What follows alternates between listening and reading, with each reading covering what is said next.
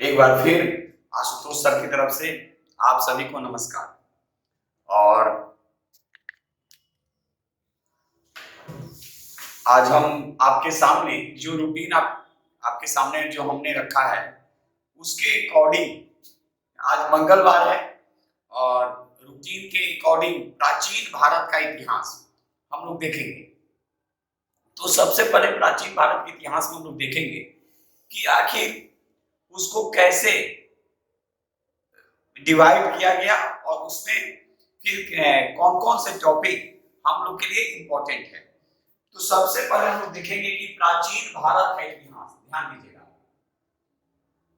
यानी प्राचीन भारत का इतिहास। अब देखेंगे कि प्राचीन भारत का इतिहास तो नाम से ही है कि यानी पुराना, प्राचीन यानी पुराना, एक लाइन में बस समझेंगे। अब इसको देखेंगे कि तो सबसे पहले हम लोग इसको तीन भाग में बांटे। सबसे पहले जो बांटा गया, ये बांटा गया प्राग ऐतिहासिक, प्राग ऐतिहासिक काल, याद रखिएगा, प्राग ऐतिहासिक काल बांटा गया। इसके बाद इस दूसरे को कहा गया आद ऐतिहासिक काल, याद रखिएगा, आद ऐतिहासिक काल। और तीसरे को बोलेंगे ऐतिहासिक काल, ऐतिहासिक काल। अब देखेंगे एक चीज ध्यान से सुनिएगा कि सबसे पहले तो ये था कि भाई जो एक वैदिक सभ्यता है वो सबसे प्राचीन है, लेकिन जब हड़प्पा सभ्यता की खोज हुई, यानी हड़प्पा सभ्यता यानी आद ऐतिहासिक काल, याद रखिएगा, तो हड़प्पा सभ्यता के काल को, हड़प्पा सभ्यता यानी सिंधु घाटी सभ्यता के काल को बोला गया आद ऐतिहासिक। इसके पहले वाले को बोला गया प्राग ऐतिहासिक और इसके बाद वाले को बोला गया ऐतिहासिक, यानी हमने इसको केंद्र माना। ठीक है, और भी जो लोग जैसे पढ़ाते हो हम इसको केंद्र मानकर पढ़ाएंगे आपको। ठीक है, इसके अतिरिक्त आपसे पूछा जाएगा, देखिए हुआ क्या कि लिखित विवरण जो था, याद रखिएगा, एक तरह से कह सकते हैं कि यही ना होता है कि उसकी लिपि पढ़ी गई नहीं पढ़ी गई, ये सब हम लोग देखते हैं। उसकी लिपि, ये आद ऐतिहासिक काल यानी हड़प्पा सभ्यता की लिपि कैसी थी, साक्ष्य कहां से, किस किस चीजों के साक्ष्य मिले। इसके अतिरिक्त इसमें हम लोग जो देखेंगे पूरा का पूरा कि प्राग ऐतिहासिक काल में इसके स्रोत कहां कहां से हैं।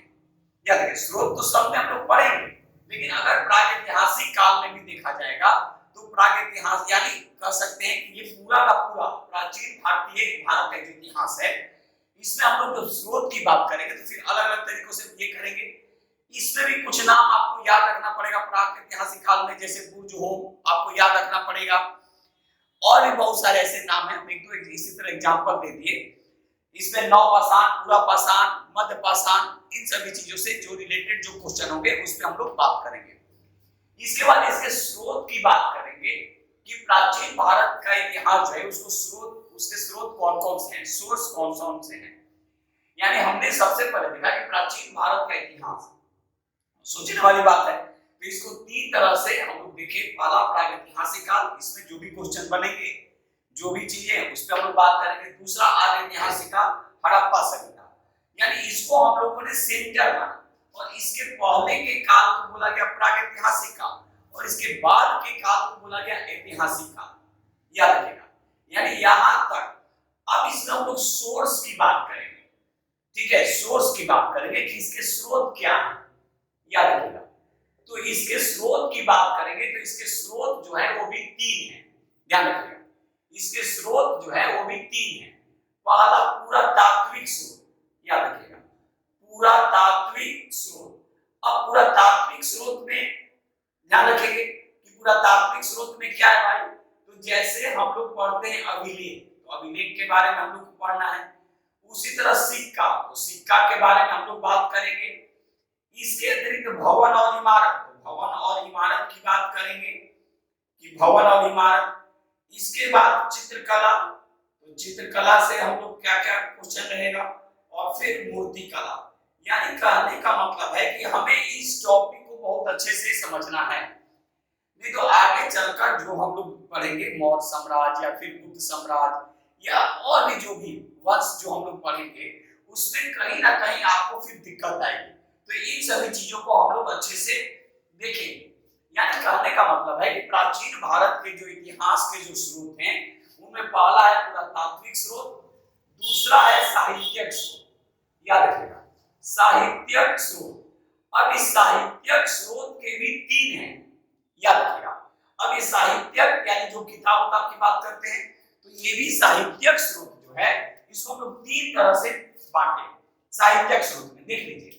फिर हम लोग स्रोत को याद कर देंगे, ठीक है, क्योंकि उधर फिर अगर करेंगे तो फिर दिखाई नहीं देगा।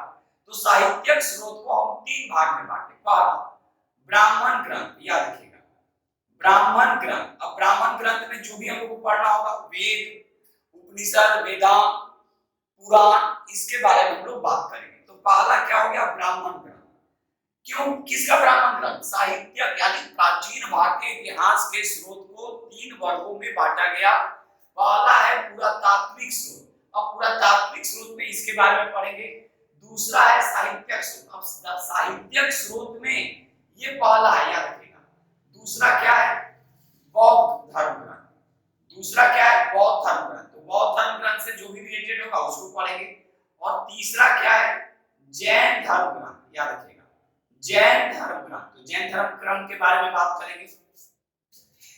अब तीसरा जो है, याद रखिएगा, यहाँ पे हम कर रहे हैं स्रोत में ही अगर हम लोग तीसरा की बात करेंगे, ध्यान रखिएगा ये पहला हो गया पुरातात्विक स्रोत, दूसरा है साहित्यिक स्रोत और तीसरा जो स्रोत है ये है विदेशी स्रोत, याद रखिएगा। अब विदेशी स्रोत को भी तीन तरीकों से हम लोगों ने दिया। पहला क्या? तो यूनानी, दूसरा क्या? चीनी, और तीसरा क्या? अरबी, याद रखिएगा तीसरा क्या? अरबी। यानी विदेशी स्रोत यानी जो विदेशी लोग आए उनकी जो किताबें जो हुई उसके बारे में, यानी देख लीजिए थोड़ा सा ऊपर इसको कर दे रहे हैं, इसको थोड़ा सा ऊपर कर दे रहे हैं स्रोत का हम ऊपर में लिख दे रहे हैं कि आपको दिखाई दे, ऐसे हम बोल भी रहे हैं, देख लीजिए। स्रोत में तीसरा जो स्रोत है ये है विदेशी स्रोत, याद रखिएगा विदेशी स्रोत। अब विदेशी स्रोत में ध्यान रखेंगे पहला है यूनानी, दूसरा है चीनी और तीसरा है अरबी। यानी यूनानी यात्री के बारे में और उनकी किताब, चीनी यात्री और उनकी किताबें जो होंगी, पुस्तक जो होगी, और तीसरा है अरबी यात्री और उनसे जुड़ी जो तथ्य है।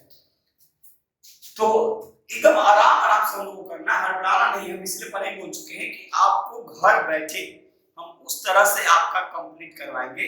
हाँ, थोड़ा सा तो मेहनत आपको करना पड़ेगा क्योंकि ये ऑनलाइन है और ऑनलाइन में हर चीज संभव नहीं होगा। हाँ, लेकिन एक आपको इस हिसाब से हम कर देंगे कि लगभग आप उस मुकाम तक जरूर चले जाइएगा। केवल इसको देख भी लीजिएगा तो आपको बेनिफिट मिलेगा, क्योंकि हम बिल्कुल हड़बड़ा के नहीं पढ़ाते हैं।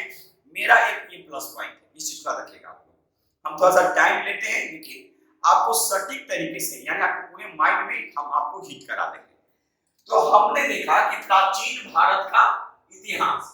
तो प्राचीन भारत के इतिहास में सबसे पहले हम लोगों ने देखा कि प्रागैतिहासिक काल, दूसरा हमने देखा ऐतिहासिक काल, आदिऐतिहासिक काल, और तीसरा देखा हमने ऐतिहासिक काल।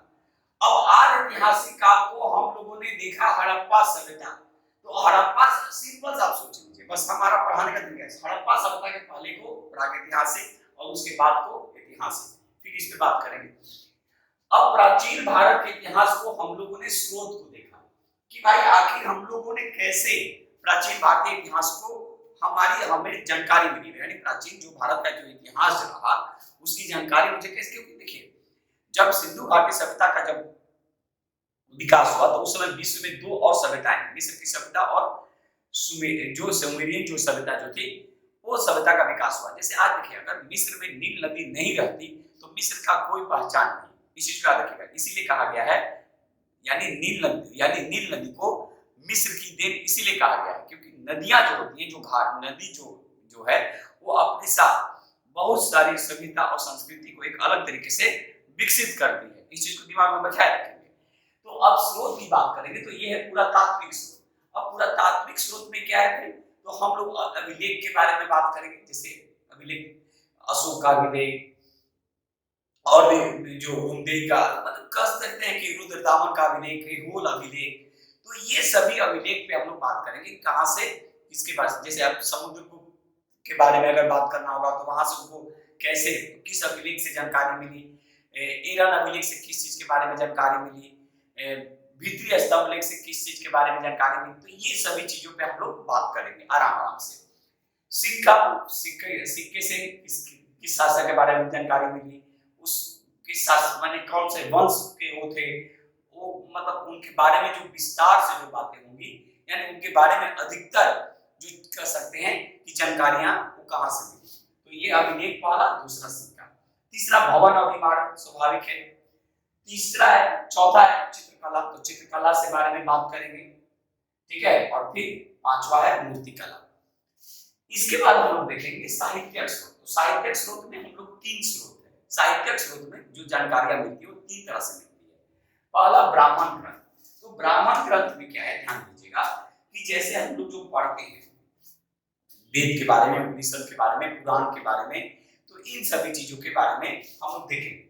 उसके बाद है बौद्ध धर्म। तो बौद्ध धर्म से इनमें भी जो किताबें होंगी तो उसके बारे में, जैसे अंगुत्तर निकाय है तो उससे क्या जानकारियां मिलती है। उसी तरह जैन धर्म का, जैसे भगवती सूत्र, अभी एकदम एक एक दो एग्जांपल देके आपको समझा रहे हैं, तो इससे हम लोग उस पर हम लोग बात करेंगे। इसके बाद है विदेशी स्रोत। तो विदेशी स्रोत में देखेंगे यूनानी यात्री जो आए उनसे किस वंश के बारे में जानकारी मिली, क्या उन्होंने भारत के संदर्भ में कहा, चीनी यात्री, फिर उसी तरह और अरबी यात्री। तो इस तरह से हम लोग को पढ़ना होता है, इस चीज को ध्यान रखिएगा।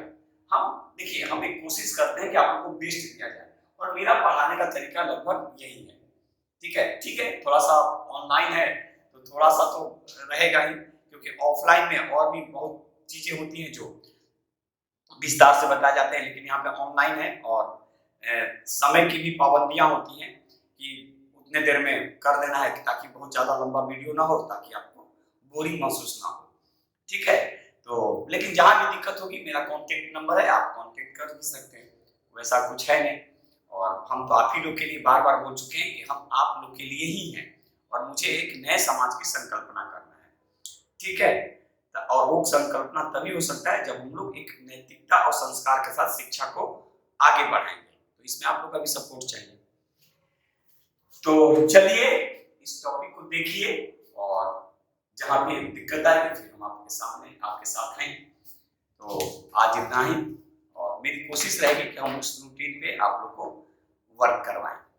कभी अगर वैसा हो गया तो फिर उसको मैनेज किया जाएगा, लेकिन वो कभी एक दो दिन के लिए हो सकते हैं थोड़ा सा, लेकिन मेरी कोशिश है कि जो हम रूटीन आपके सामने जो दिए हैं उस रूटीन के अकॉर्डिंग आपके सामने हम वीडियो अवेलेबल करा दें। तो चलिए आज इतना ही, और माँ भगवती का आशीर्वाद हम सब पर बने रहे, इसी उम्मीद के साथ आज हम विदा ले रहे हैं। जय हिंद, जय भारत, भारत माता की।